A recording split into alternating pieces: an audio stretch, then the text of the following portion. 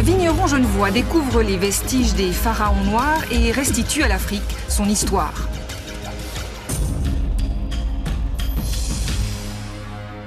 Bonsoir à vous tous. Pour marquer le début de l'été, Temps Présent vous emmène ce soir en voyage, un fabuleux voyage dans le temps sur les traces des pharaons noirs. Les vestiges de ces rois africains qui avaient régné sur l'Égypte ont été découverts par un vigneron suisse. Charles Bonnet, viticulteur genevois devenu archéologue de renommée mondiale, a fouillé pendant 40 ans le désert du Soudan. Il en a déterré les statues des pharaons noirs, mais aussi les restes, les ruines du premier grand royaume africain. Ces recherches ont démontré que les habitants du Soudan d'il y a 4000 ans avaient bâti de véritables villes, alors que les Européens de la même époque vivaient dans de simples cahutes. Charles Bonnet et son équipe ont donc restitué aux Africains une importante partie de leur mémoire et de leur histoire. L'étonnant voyage que vous offre ce soir Temps Présent est guidé par Sylvie Rossel et Stéphane Goël.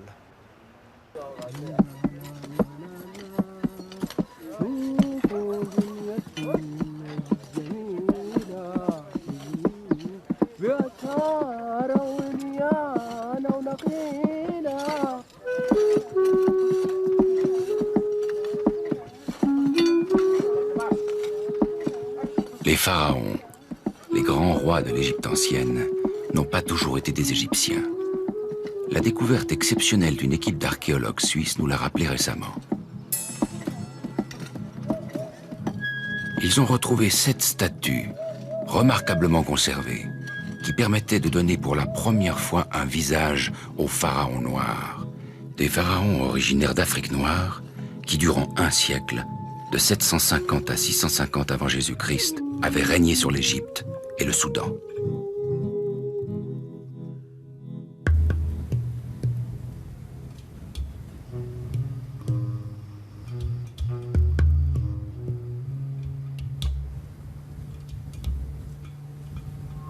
Le pays des pharaons noirs, c'est la Nubie, au nord du Soudan.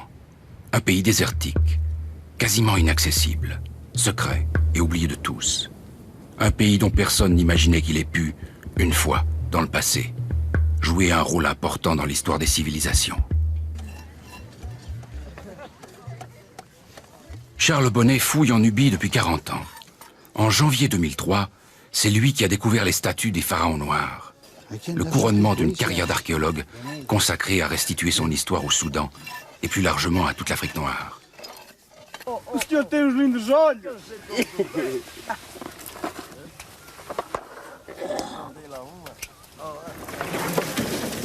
Rien ne prédestinait Charles Bonnet à devenir archéologue. Fils, petit-fils et même arrière-petit-fils de vigneron, à Satigny, près de Genève, il devait suivre la voie tracée par ses ancêtres. À 20 ans, il hérite du domaine viticole familial, domaine qu'il continuera d'exploiter ensuite durant plus de 40 ans. À l'époque, j'étais très jeune et j'avais ce rêve fou de devenir archéologue alors que j'étais vigneron. Je venais de reprendre le domaine de famille et lorsque mon cousin m'a dit « Écoute, dans notre champ, il y a des murs, il y a des tuiles romaines », c'était là autour, je me suis dit « Tiens, on va faire des fouilles archéologiques ».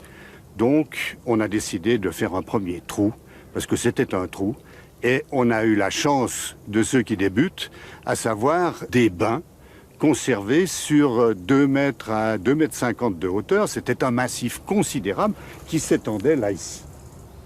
Après cette première découverte, Charles Bonnet entreprend des études en sciences orientales à côté de son activité de vigneron. Puis il décide de tenter sa chance en Égypte. C'était très amusant parce qu'on était 3 étudiants. On est parti d'abord en Égypte, puis en voyant que c'était très compliqué de fouiller en Égypte, on a décidé d'aller travailler au Soudan, où là c'était une véritable aventure à l'époque. Le Soudan nous paraissait vraiment l'endroit idéal. D'abord parce qu'en contact avec cette extraordinaire civilisation qu'est l'Égypte, mais aussi avec les contacts vers l'Afrique, vers la mer Rouge, vers le sud du Sahara, et une complexité dont on ne se doute même pas aujourd'hui. Il y a des pans entiers de l'histoire de cette région du monde qu'on ne connaît même pas. Pour vous donner une idée, c'est des milliers d'études et de recherches qui sont engagées en permanence en Égypte. Au Soudan, dans tout le Soudan, on est une vingtaine d'équipes et le Soudan est 3 fois plus grand que l'Égypte. En 1965, Charles Bonnet arrive au Soudan. Il se retrouve bientôt à Kerma, au pied d'un monument étrange et mystérieux, que les Nubiens appellent la Defoufa. C'est un bâtiment qui avait toute une légende. Les gens de cette région en avaient un peu peur. On parlait d'une Fatma Defoufa, une ombre blanche qui passait au-dessus de ce monument. Pour les archéologues, c'était une construction très énigmatique. Et bien sûr, quand on venait, c'était un moment fascinant parce qu'on se demandait à quoi servait ce bâtiment. On pensait que ça pouvait être une tour de guet et qu'on surveillait le trafic sur le Nil de part et d'autre de la ville. D'autres, comme Reisner, il y a bien longtemps, pensaient qu'il s'agissait de la base d'un énorme palais qui se serait trouvé à l'endroit où nous sommes. George Reisner était un archéologue américain. Au début du XXe siècle, il a fouillé la Defoufa et décidé que c'était un palais de gouverneur égyptien. Pour lui et pour tous les égyptologues de l'époque, il paraissait impossible d'imaginer que les Nubiens avaient développé une culture originale. Charles Bonnet a repris les fouilles de la Defoufa. Il a réussi à montrer que le bâtiment n'avait rien d'égyptien. De plus, comme il avait été reconstruit une 50aine de fois au même endroit, il en a conclu que c'était un temple. J'ai eu de très nombreuses discussions à l'occasion de congrès ou de colloques, et on me disait « Mais enfin, votre bâtiment, il ressemble à rien. C'est ridicule, dire que c'est un bâtiment de culte, que c'est un temple. » Mais on ne connaît pas de temple de ce genre. Il a fallu presque 20 ans pour que mes collègues spécialistes de l'Afrique, égyptologues, acceptent cette hypothèse. Le bâtiment de briques crues a résisté pendant 4000 ans aux assauts du temps. Il est à la fois imposant et étrange, entièrement plein. On n'y trouve aucune pièce ni espace vide. Seul un escalier permet d'accéder à une terrasse. Sur le toit, impossible de savoir quel dieu était adoré dans ce temple. La culture de Kerma n'a laissé aucun document écrit. Charles Bonnet a fouillé aussi les alentours de la Defoufa. Il a pu montrer que le temple se trouvait au centre d'une très grande ville. Personne n'avait imaginé avant ses travaux qu'il soit possible de trouver dans l'ancienne Nubie une ville aussi importante. Le visiteur qui arrivait dans cette ville vers 1600 avant Jésus-Christ pouvait arriver de différents côtés. Là, nous sommes du côté oriental, où nous avons sans doute emprunté un des bras du Nil, puisque l'ensemble de l'agglomération se trouvait sur une île. Cette porte étroite permettait l'entrée et la sortie d'un matériel considérable. Il y avait naturellement un système de fortification extrêmement puissant qui faisait le tour de cette ville et des portes monumentales qui attiraient l'attention de loin.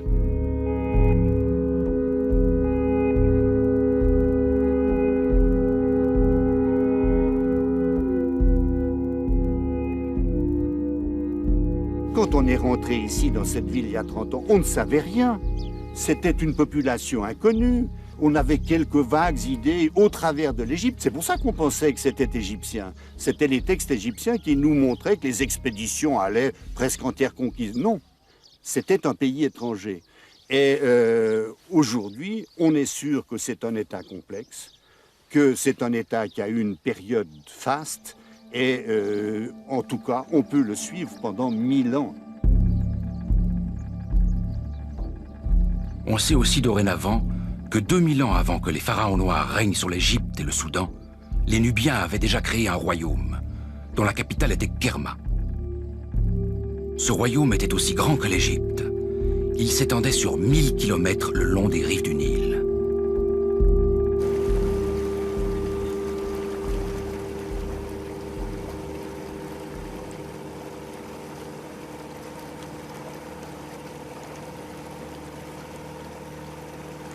L'ancien royaume de Kerma recouvrait une partie de la Nubie actuelle, une région baignée par le Nil, relativement paisible, Elle est située au nord du Soudan, un pays immense, le plus grand d'Afrique. Il est soumis à un régime islamique autoritaire et déchiré depuis des années par les guerres civiles au sud et au Darfour. A priori, les conditions idéales pour la recherche archéologique n'y sont pas vraiment réunies.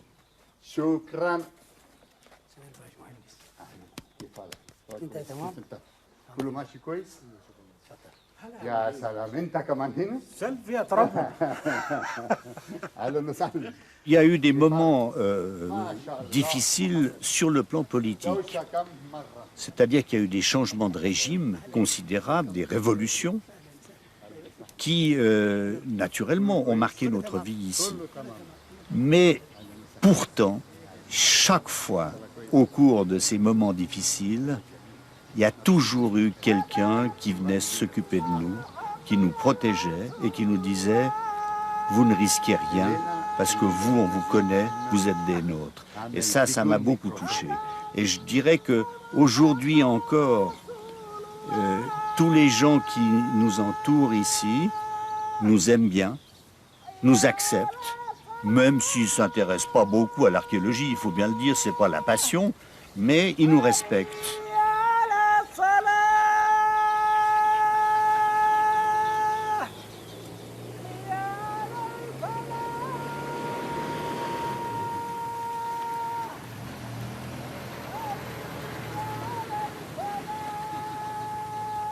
Depuis 1965, la mission suisse d'archéologie est présente à Kerma durant 3 mois chaque hiver. L'équipe est formée de scientifiques, d'étudiants et de dessinateurs, environ une dizaine de personnes venant d'Europe, plus une centaine d'ouvriers soudanais. Superbe. Deuxième, putain. Tombé sur la tombe du chef. T'as vu? Le harpon, c'est génial. Ouh, génial. Ouais. Mais il est très petit. Très petit. Ouais, pour des tout petits poissons. Mais c'est marrant, il a des éléments pour Ouais, pour attacher attacher la la- ligature. ouais. Oui. Oh, c'est fantastique. Ouais, ça c'est une belle pièce. Le préhistorien Mathieu Honegger est officiellement depuis 3 ans le chef de la mission, à la place de Charles Bonnet, arrivé à l'âge de la retraite. Pris par ses obligations universitaires en Suisse, il passe seulement 1 mois et demi à Kerma chaque année.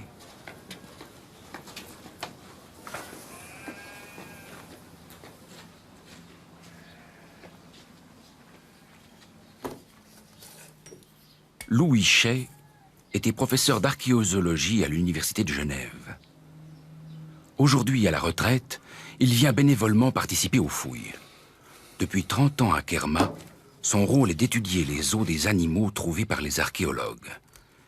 Ils lui permettent de comprendre les relations entre l'homme et l'animal. Par exemple, la chasse ou la domestication. Au départ, Louis Chay n'était pas un spécialiste des animaux. J'ai beaucoup travaillé comme anthropologue. Et il n'y a qu'une espèce déjà, l'homme, donc c'est pas très varié. Bon, il y a les hommes et les femmes. Les différences sont extrêmement minimes, à tel point que les anthropologues maintenant, ils sont tellement prudents qu'ils n'osent plus dire c'est un homme ou une femme.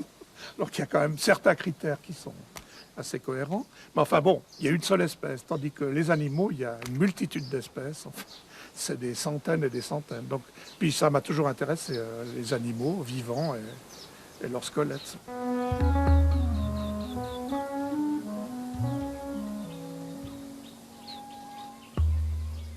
Je suis français, j'ai fait mon service militaire qui se trouvait être totalement en Algérie.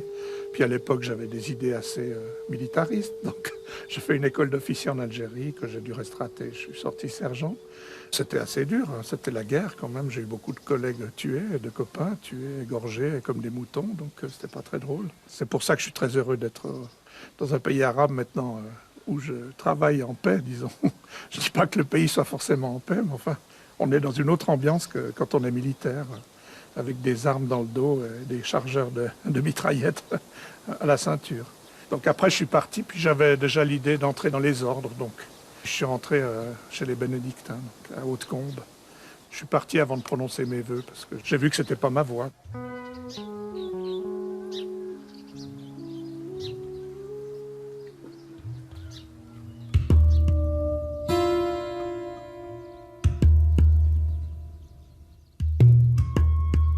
La nécropole, la ville des morts de Kerma, est l'une des plus grandes nécropoles de l'Antiquité, puisqu'elle comprend au moins 30 000 tombes. Un chiffre qui permet de mesurer l'importance de la capitale du premier royaume nubien de Kerma, entre 2500 et 1500 avant Jésus-Christ.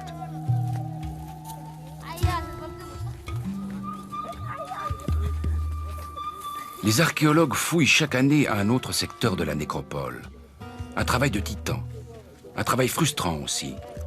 La majorité des tombes ont été pillées. La plupart des objets et des bijoux ont disparu. Surtout ceux qui étaient en or.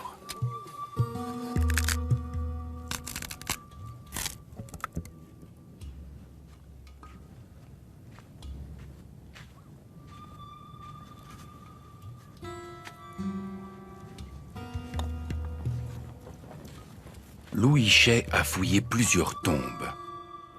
Certaines étaient entourées de milliers de crânes de vaches, des bucranes, disposés en cercle, comme un immense troupeau qui regardait le défunt.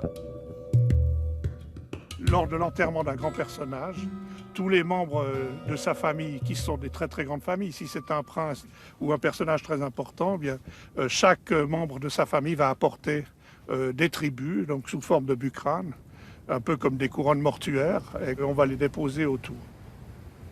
Et puis les bucranes deviennent moins abondants, plus on va vers les périodes récentes, vers 1800 avant Jésus-Christ, les bucranes diminuent en nombre et aussi en taille.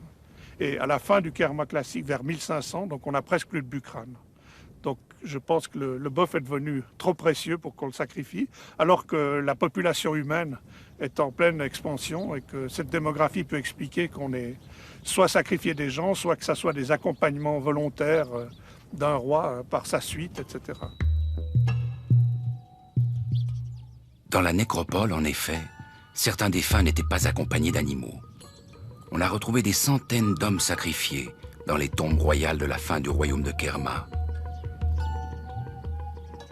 Dans les 4 tombes royales qui ont été dégagées par Reisner au début du siècle, il a retrouvé des centaines de sacrifiés. Ces individus étaient étendus après la cérémonie funéraire, puis recouverts par du sable. Certains corps, en position contractée, ont les mains devant la bouche, comme si le sable arrivait peu à peu, ce qui est horrible. D'ailleurs, on a fouillé plusieurs tombes, on a essayé de comprendre cela et on n'a pas retrouvé cette même situation. Mais on a bien vu que les corps avaient été placés d'une certaine manière dans la tombe et que ça ne pouvait pas être des morts naturelles. Difficile cependant de savoir pourquoi ces gens ont été sacrifiés. L'absence d'écriture, à l'époque du royaume nubien de Kerma, laisse la porte ouverte à toutes les interprétations.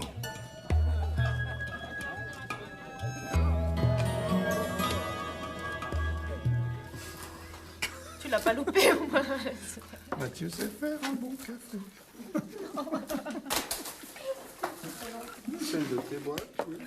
Moi, j'aime pas le terme de sacrifier. Tu t'aimes pas dans le terme sacrifié. On n'a pas de preuve de sacrifice. Sacrifice, c'est quelqu'un qui est pas volontaire. Ah bon? C'est Forcément. une victime désignée. Il est entendu que c'est très difficile de savoir si véritablement les gens ont été tués à Kerma, on ne sait pas du tout, ou bien s'ils ont accepté et qu'ils ont peu à peu été recouverts par le sable, ce qui ne devait pas être très amusant. On se débat dans ce cas-là. Même si on est tout à fait volontaire, on trouvera des gens complètement perturbés, en train de se débattre. Bon, malheureusement, Pas Reisner n'a pas forcément, fait des on sait pas études. comment. Ah oui, Ah sauf oui. s'ils ont été drogués ou étouffés. Ouais. Mais c'est la même chose pour les animaux, pour les moutons aussi. Alors là, moi je dis que c'est des moutons sacrifiés, parce qu'un mouton volontaire pour accompagner son maître, je vois pas très bien, disons. Moi je connais pas très bien la psychologie des moutons, pas parfaitement, disons. C'est un des meilleurs spécialistes du mouton. Oui, oui. Non, mais alors là, on peut dire que c'est des animaux qui ont été sacrifiés, quoi.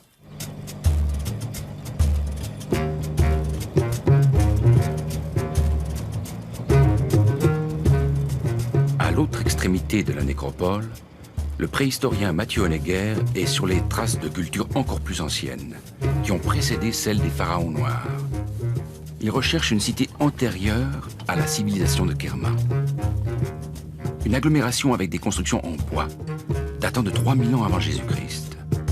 Peut-être la première ville construite en Afrique noire. Depuis plusieurs années, je fouille ici, à l'heure actuelle sur une surface assez grande, de l'ordre d'1 hectare, cette agglomération. Et je cherche en fait les seuls vestiges qui sont conservés au sol. Ce sont les vestiges qui ont été creusés dans la terre, c'est-à-dire les trous de poteaux qui servaient de fondation aux différentes constructions, ainsi que des fosses de stockage qui ont été également creusées. Là, il faut balayer, il faut nettoyer les surfaces pendant longtemps d'ailleurs. Des fois, on les laisse sécher quelques jours, on les laisse s'éroder par le vent de sable. Et ensuite, on renettoie pour essayer d'identifier donc les trous de poteaux qui se reconnaissent assez bien par un remplissage différent. Et on voit par exemple ici un trou de poteau qui se dessine, bien visible, qu'on reconnaît aisément dans cette zone-là.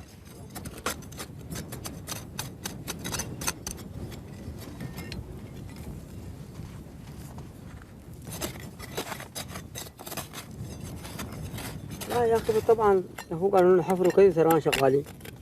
اي ما عندي شيء انا عارفه دايرين من شنو قالوا. ناس عمال اصلنا وترانا نشتغل يقولون نشتغل ونشتغل. هاي فايدة شنو قراشاتنا اللي بدونا اياها بس تاني ما عندنا فايدة. بس القراشات اللي بدونا اياها في جيبنا والسلام عليكم. لكن عرفت التاني ما برجع إليك ما كنت قاعد غرامك لي شريك والله كل من ذكرك نذكر إنه معاي شريك وما كنت قاعد. Est déjà une première ville, car vers 3000 avant Jésus-Christ se développent également en Égypte les premières cités. Donc ce qui est nouveau ici, c'est qu'au Soudan, où nous pensions jusqu'à maintenant que tout venait de l'Égypte, ainsi que la création, en fin de compte, du royaume de Kerma, qui montre au niveau de l'architecture des influences égyptiennes, eh bien, aujourd'hui, on se rend compte qu'il doit y avoir un premier processus d'urbanisation local, africain, qui se développe à une période antérieure, donc vers 3000 avant Jésus-Christ.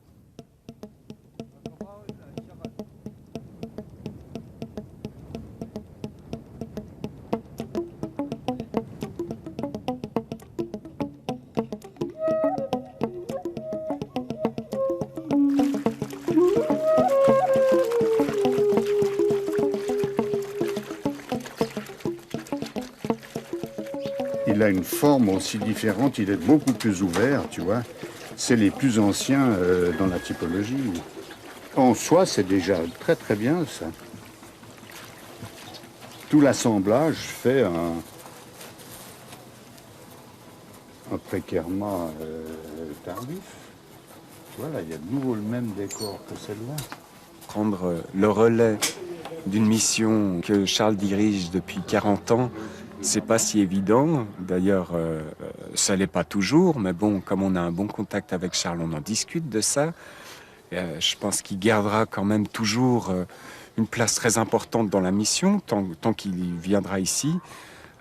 Moi, au fond, ce qui nous permet d'avoir un équilibre, c'est que je travaille sur d'autres périodes. Travailler sur les mêmes périodes aurait été probablement beaucoup plus difficile. Mais au fond, quand on me dit « tu es le chef de mission », ça me fait un peu sourire, d'autant plus qu'au Soudan, c'est très fortement encore une société qui donne beaucoup de poids aux anciens, c'est-à-dire aux personnes plus âgées aussi. Et même si les gens ici ont intégré le fait que je prenais la relève, Charles reste l'ancien, donc reste quand même, pour eux, à leurs yeux, le détenteur du pouvoir. Il faut essayer de renouveler l'équipe par étapes. Et Mathieu Neguer, qui actuellement est le chef de mission, est beaucoup plus jeune. Et c'est mon espoir, c'est qu'au fond les choses continuent après moi. Et c'est l'histoire de la vie, il faut que les choses continuent. La difficulté pour lui, c'est le financement. J'ai eu la chance aussi d'être relativement libre grâce à mon domaine familial. Donc j'avais un salaire qui venait d'ailleurs, j'ai pas dû vivre de l'archéologie. Et on est resté en Suisse avec un système un peu conservateur où, au fond, il faut avoir une fortune personnelle pour pouvoir faire de l'archéologie.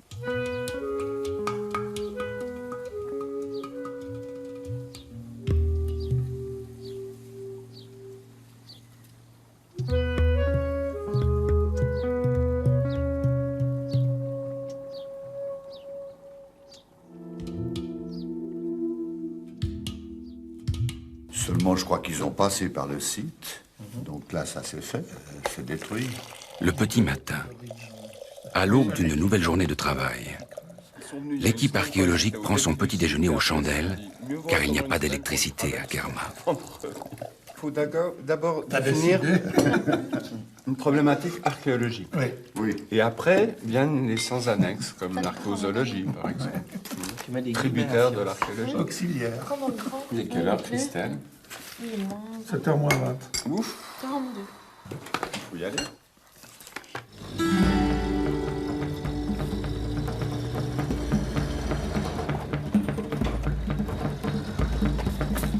Louis Chay et Mathieu Honegger partent régulièrement en expédition dans le désert à la recherche de nouveaux sites archéologiques.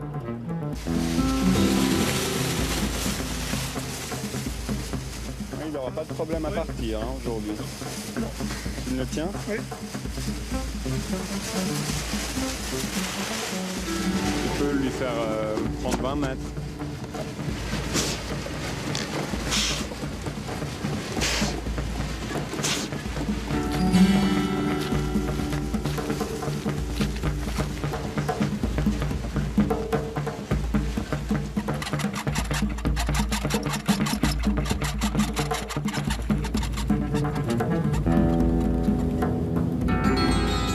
Cette structure mystérieuse de plus de 120 mètres de longueur est peut-être une ancienne forteresse de l'époque de Kerma.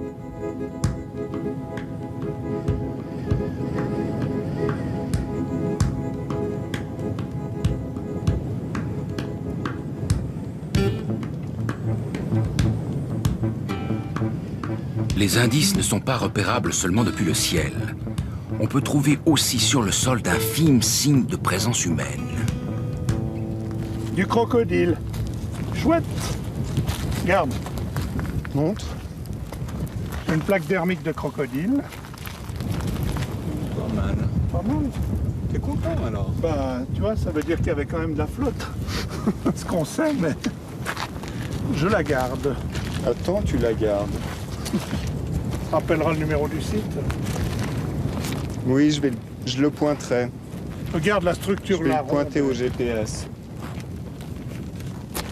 J'ai l'impression que c'est des restes de structures d'habitat, ça. C'est des fonds de cabane. Ouais. C'est quand même étonnant, ces structures en pierre. Celle-là est grande, hein. Il y a de la faune, d'ailleurs, aussi. Ouh, du phacochère. Jamil. Ça, c'est une dent de phacochère. Très joli. Donc, cochon sauvage. Nécessite de l'eau courante. Une surface articulaire. Ah ouais. C'est un métacarpien de bœuf. Métacarpien droit, proximal. C'est bien, il y a du bœuf. Merci, Mathieu. C'est assez bon hein, en archéozoologie. Quand même.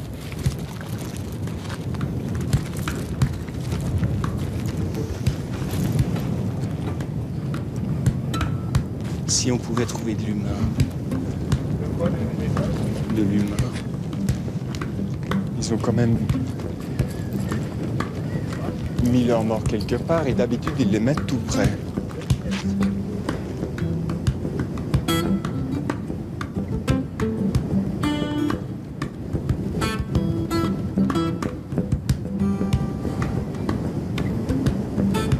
Le but est de remonter toujours plus dans le passé pour tenter de retrouver les traces des plus lointains ancêtres des pharaons noirs.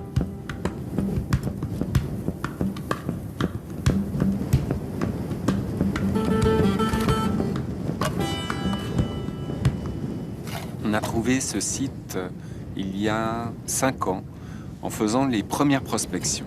J'étais avec Louis. On a commencé à se promener et assez vite on a trouvé ici 2-3 grands tessons de céramique, une céramique assez ancienne, une céramique du Mésolithique qui a près de 10 000 ans d'âge. On a été intéressé par cela, on a regardé un petit peu autour et on a vu 2-3 restes d'ossements de faune. Alors évidemment Louis était assez excité car la faune est souvent mal conservée et en regardant un petit peu plus loin on a trouvé 2-3 restes humains. Un crâne en surface, puis après un deuxième, puis une dizaine, et en fin de compte, une trentaine de tombes en surface. Donc, a commencé un programme de fouilles d'un cimetière. Et ce cimetière est très intéressant, car en fait, c'est la première véritable nécropole de la vallée du Nil.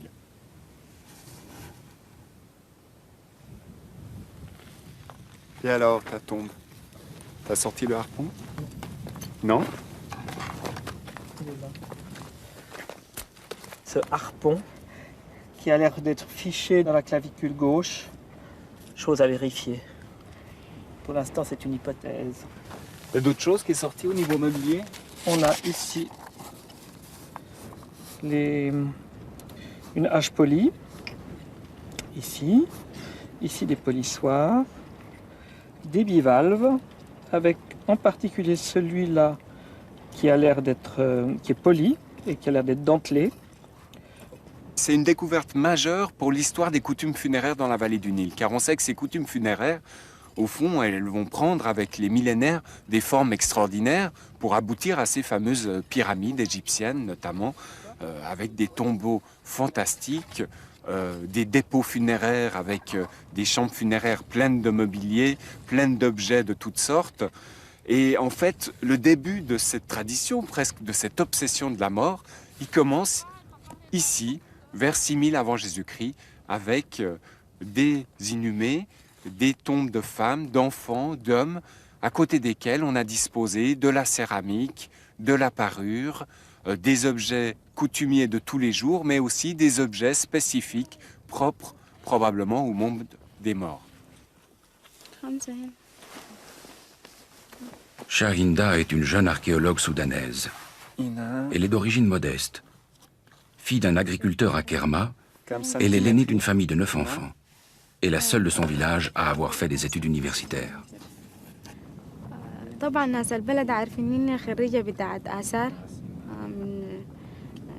Tout le monde au village sait que je fais des études d'archéologie. Alors ils acceptent que je travaille avec ces étrangers blancs. Parce qu'ils savent qu'ils sont des archéologues comme moi. On a la science en commun.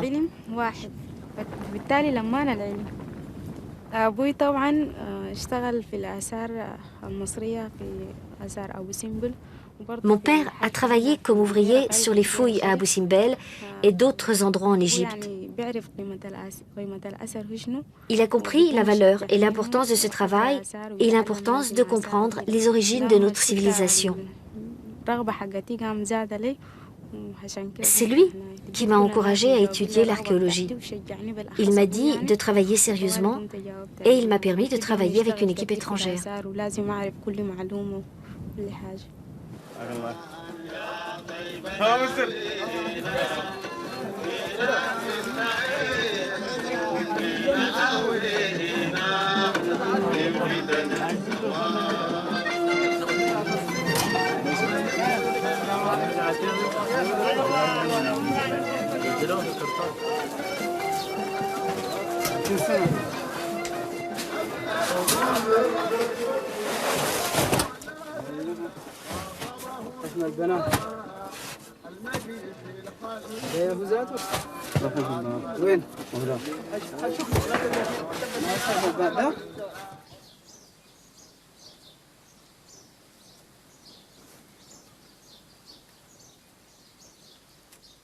J'essaie de faire des collections de squelettes de poissons de la région du Nil, disons. Mais mon but, c'est de faire une collection un peu de tous les poissons qui se consommaient, disons, durant la préhistoire et à l'époque de Kerma. Donc, j'achète des poissons au souk. Bon, j'aime bien acheter différentes espèces, différentes tailles, etc. Et puis, je les prépare, donc je les cuis. Ensuite, je les dépaisse tranquillement. Alors, c'est mieux de faire avec du poisson frais, c'est plus agréable. Mais des fois, je fais ça sur des poissons un peu avancés, quoi. Mais j'ai souvent cuit des animaux secs que j'ai trouvés dans le désert, donc des vaches, des ânes, des dromadaires, enfin des morceaux, parce que ma casserole est trop petite. Donc ça dégage des odeurs assez pestilentielles souvent. Et mes collègues ne sont pas très heureux, donc c'est pour ça que je suis un peu en dehors, disons. Comme les gitans, je vis en dehors des villes, je fais ma cuisine du diable en dehors. Donc. Une équipe archéologique doit absolument trouver une manière de vivre en commun, une vie quotidienne agréable. Autrement, très vite, il y a des difficultés. On dit qu'après un mois, plus personne n'arrive à tenir un secret. Après 2 mois, il commence à y avoir déjà des bagarres assez profondes. Et après 3 mois, on sort les couteaux. Alors, je dirais que ça n'a pas été le cas ici, mais tout cela, il faut le gérer. Oui.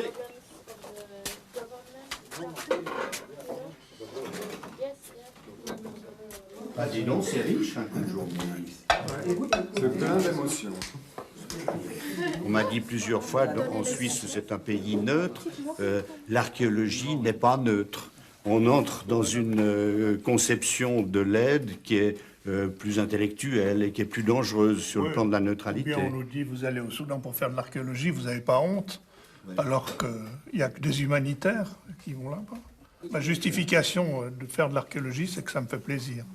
Je ne vais pas chercher une justification en disant il faut que l'homme trouve ses racines, retrouve ses racines, connaisse ses racines. Bon, ça c'est la justification secondaire, mais enfin, ça me plaît, j'aime bien ce que je fais.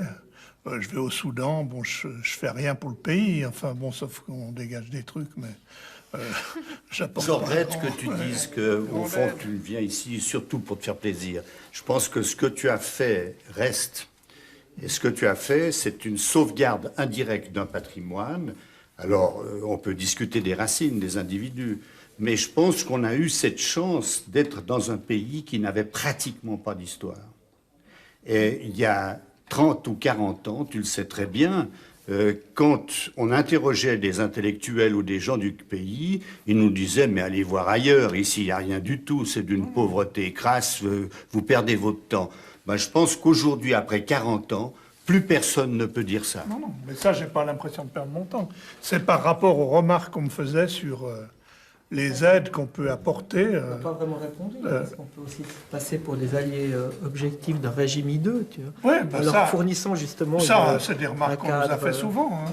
Je ne pense pas qu'il faille couper tout contact avec un régime ou avec un pays sous prétexte que le gouvernement est critiquable sur certains points. Je pense que là, on peut quand même entretenir des contacts dans certains domaines sans forcément être condamnable directement. Je ne pense pas qu'on ait un alibi où on s'implique, on fait la promotion du régime lui-même.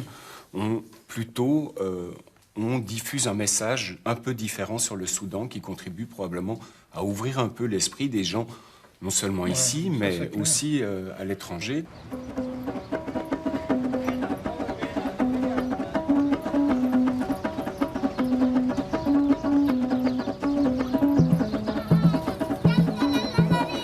Grâce aux fouilles menées par les archéologues, la population nubienne prend conscience de la richesse de son passé. Mashallah, mashallah.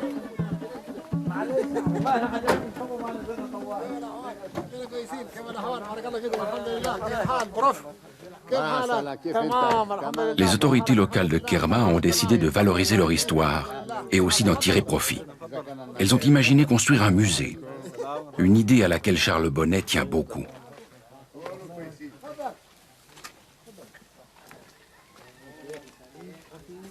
ونفخر بأنه الحضارة السودانية أو حضارة النوبة هي الحضارة الأساسية اللي قامت في هذه المنطقة وليست الحضارة الفرعونية. هذه هي الأشياء اللي تساعد أنه كل السواح يجوا هنا ويشوفوا كرمة. إذا في وسيلة سهلة طائرات عربات غيره أسفلت فيه يسهل وإذا في كهرباء. الخدمة حقت الكهرباء اللي احنا طلبناها عايزين الناس تدي دفعة إن شاء الله للرئيس لما يجي عشان يساعدنا في الكهرباء بتاع كرم البلد. ممكن في المخ أحسن المتحف خلاص الكهرباء أنت كلام بتاع الكهرباء أنت ممكن أنت عارف أحسن كل الحاجة أنا تحت أنا أشوف الآثار عشان أنا مدير الآثار مدير التراب الأول. مجرد ما ينتهوا من المتحف طوال حيكون في مشروع الكهرباء لأنه السواح لما يجوا بدون خدمات ما في داعي دايرين مويه دايرين طرق ودايرين شغل كثير عشان السواح لما يجوا عندنا لازم يرتاحوا. والغرض جو منه كمان يكون خدمات متوفره بالنسبه لهم. عشان كان مجرد ما ينتهي المتحف يعني الكهرباء يكون طوال مربوط بالانتهاء مع المتحف طوال الكهرباء. ان شاء الله. ان شاء الله. لانه بدون كهرباء ما تجي. نعم. إذا كان الاثنين جاي أحسن.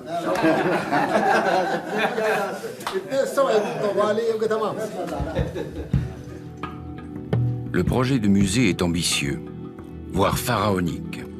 C'est un immense complexe, avec parking, bibliothèque et centre culturel.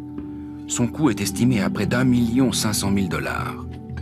Nous avons là que la porte monumentale et que les toilettes qui sont préparées pour l'arrivée des touristes et des nombreux visiteurs du site. Mais il y a un rest house qui est prévu, puis il y a le musée lui-même. Maintenant, on a la porte monumentale d'entrée, mais on n'a pas encore le musée. Bien sûr, on commence à voir sa forme qui apparaît à l'arrière-plan, et puis cette belle porte devant lui. À côté du musée, pour mieux faire comprendre le site de l'ancienne capitale nubienne aux futurs visiteurs, Charles Bonnet a entrepris de restaurer les ruines de l'antique Kerma. Ces ruines de briques crues, après avoir été dégagées par les archéologues, s'effacent en effet peu à peu, érodées par le vent et le sable. C'est très dommage parce que l'image de la ville est en train de disparaître, au fond. C'est une ville virtuelle qui disparaît. Alors, qui permet de rêver, certes, mais qui n'est plus là.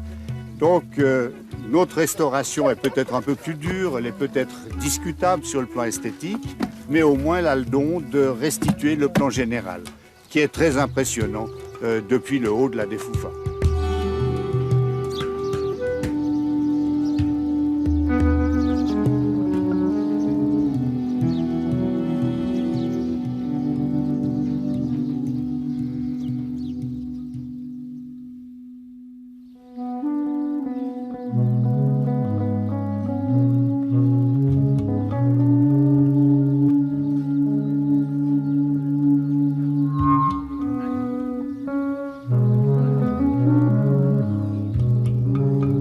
Parallèlement aux travaux de restauration de l'antique cité de Kerma, Charles Bonnet fouille depuis quelques années une autre ville.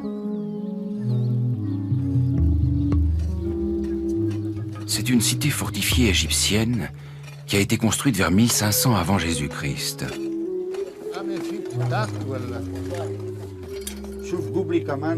À cette époque-là, le royaume nubien de Kerma était en décadence et le pharaon égyptien en avait profité pour l'attaquer et détruire sa capitale.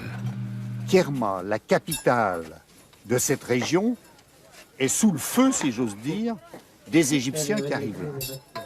Et les Égyptiens veulent naturellement mettre sous pression les populations d'ici pour obtenir de l'or, et ils réclament un tribut. Ce tribut, il est considérable. C'est des quantités d'or qui feraient rêver aujourd'hui encore. Et on voit que cet or est acheminé régulièrement jusqu'à l'Égypte.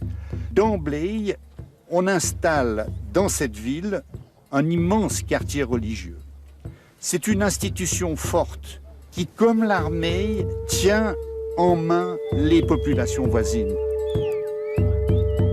Les temples sont construits sur le même modèle que les temples égyptiens, avec les pylônes d'entrée, qui devaient être recouverts de bas-reliefs et de fresques, puis une succession de salles et de cours avec leurs colonnes.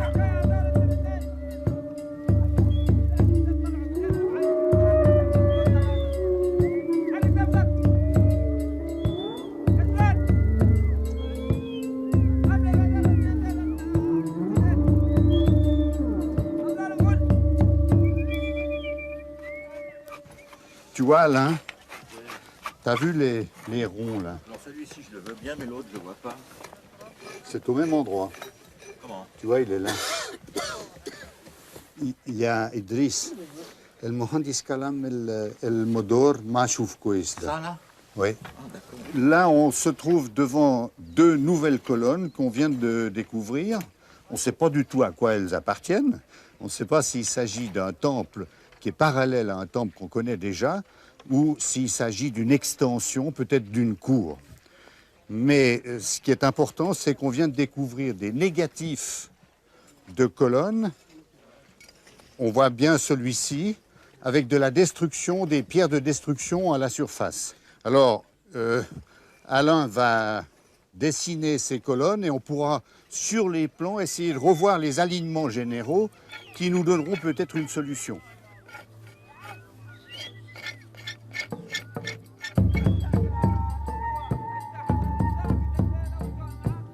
Pour dominer le royaume de Kerma, les Égyptiens ont imposé leur culture, avec leurs temples, leurs dieux et surtout leur écriture.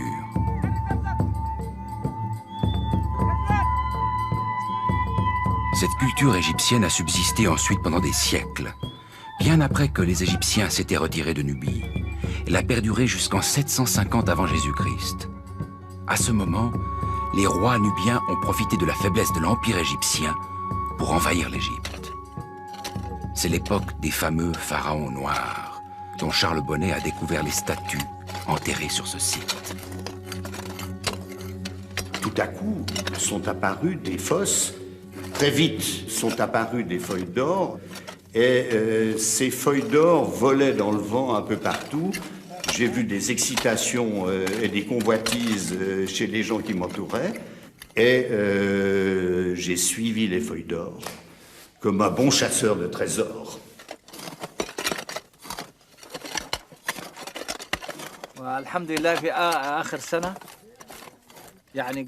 On a découvert les statues à la fin de la campagne de fouilles.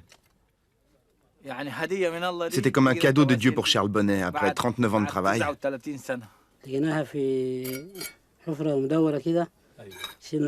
On a trouvé une fosse ronde. On a regardé en bas avec une lampe de poche. On a vu une pierre noire où était écrit le nom du roi Taharqa. On l'a nettoyée et on a vu que c'était une statue. C'était une immense surprise. On était tous très heureux. Ce jour-là, on n'a rien mangé. On voulait continuer à creuser. La nuit, j'ai fait des cauchemars et le chef, M. Bonnet, a dit qu'il n'avait pas pu dormir non plus. On était très émus, très heureux.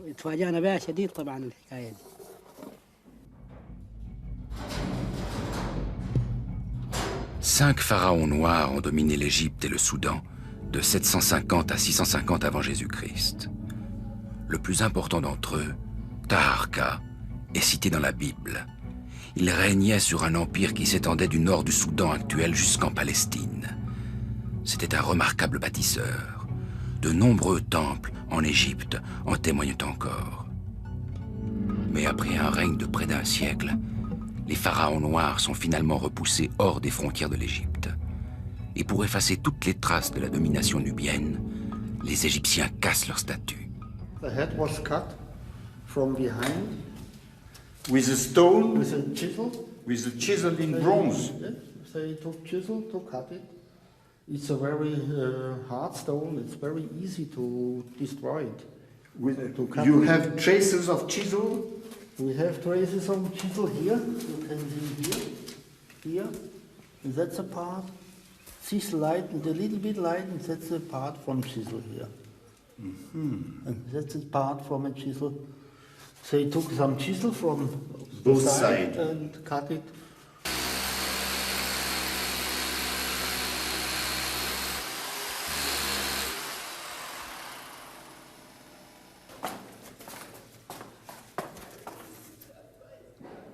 C'est l'un des meilleurs spécialistes au monde pour ce travail si bizarre qui consiste à restaurer des statues. Alors évidemment, nous, de l'extérieur, ça nous fait un peu frémir parce qu'on le voit percer des trous dans nos statues aimées et pour les réajuster, les reconstituer.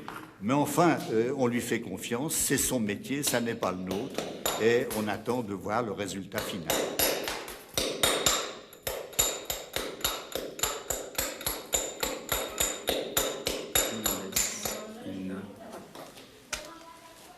Shahinda découvre pour la première fois les pharaons noirs. Ces pharaons tellement importants pour l'histoire de sa région, la Nubie. Leurs statues vont rester à Kerma. La restauration terminée, elles devraient être exposées dans le musée lorsqu'il sera construit.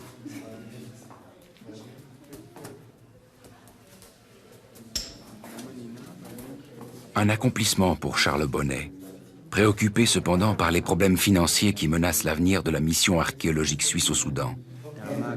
Pour l'avenir de la mission, oui, je suis inquiet parce que c'est toute la recherche qui est inquiétante.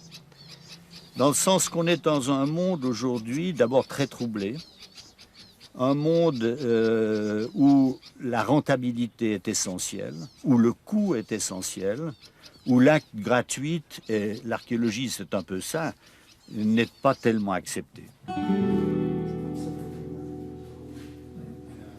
Je me suis attaché aux gens qui m'entourent ici que j'aime. Et ces gens comptent sur moi. Je les avertis en leur disant d'année en année, c'est un miracle, je suis très heureux, mais c'est peut-être la dernière fois. Il faut l'accepter.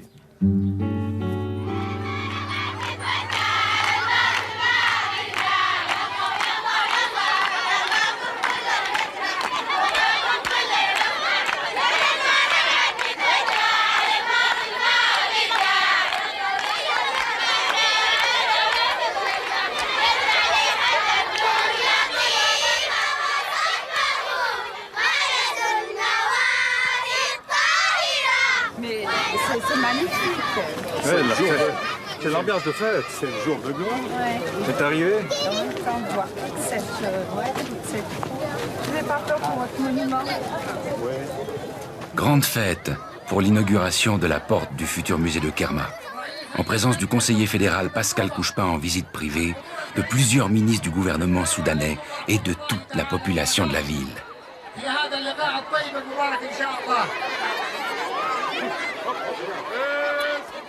Pour contribuer à la construction du futur musée, Pascal Couchepin a remis aux autorités locales un chèque de 50 000 francs de la part de la Confédération. C'est naturellement le plus beau jour de ma vie. Et quand je vois la Defoufa vivante devant moi, c'est extraordinaire. Mais je suis aussi heureux que les enfants de ce pays pourront apprendre l'histoire qui correspond aux racines de tout ce territoire. Et j'espère continuer à travailler pour vous tous. Merci de m'avoir apporté tant de bonheur.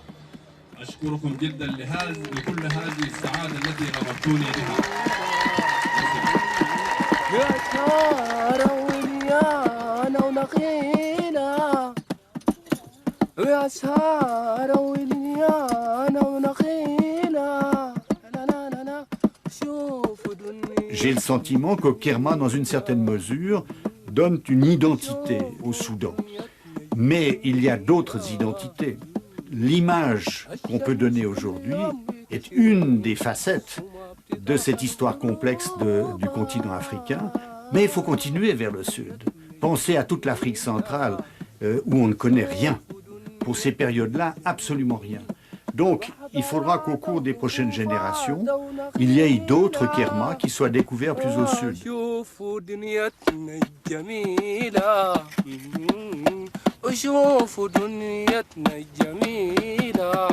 Thank you.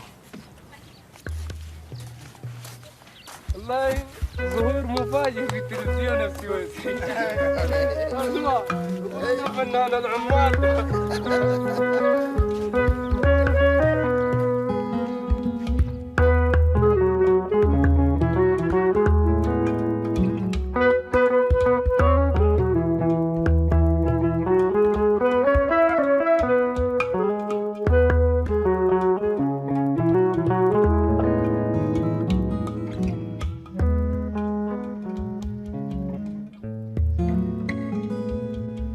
Jeudi prochain, on restera sur le continent noir. Jean-Philippe Seppi vous proposera un reportage en Afrique du Sud sur l'élection d'une Miss pas comme les autres. D'ici là, je vous souhaite une très belle semaine. Au revoir. De Beverly, Liesel ou Nolita, qui sera la reine de beauté? Leur quotidien, ce sont les ateliers textiles d'une usine du Cap en Afrique du Sud et le ghetto métis de Cap Flats, ravagé par la misère et l'alcoolisme. Une fois par année, les petites ouvrières ont leur conte de fées, le concours de beauté du syndicat du textile.